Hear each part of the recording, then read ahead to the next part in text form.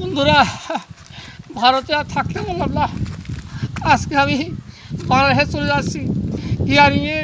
তাহলে হচ্ছে ওই খসড়া লিস্টে আমার নামই নেই, তাই আমার তো এমনি বাংলাদেশে যেতে হবে।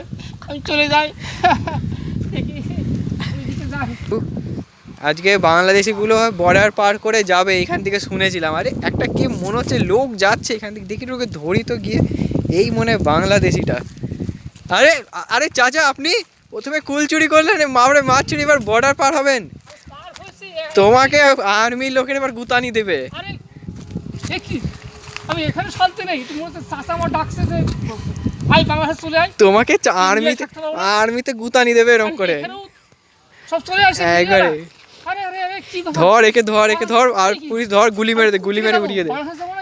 আপনি চায়না চলে যান, চীন চলে যান, চীন। আপনি জলে যাবেন। এই ধর ধর ধর। আচ্ছা কাঁদেন কেন, তাড়াতাড়ি বলেন কাঁদেন কেন? আরে কালকে খেলা হয়েছে, আমি বিরাট কোহলি সেঞ্চুরি করবে, তার জন্য 1 লাখ টাকা লাগিয়েছিলাম। আমি হারিয়ে গেছি, আর গরুগুলো সব নিয়ে যাচ্ছে।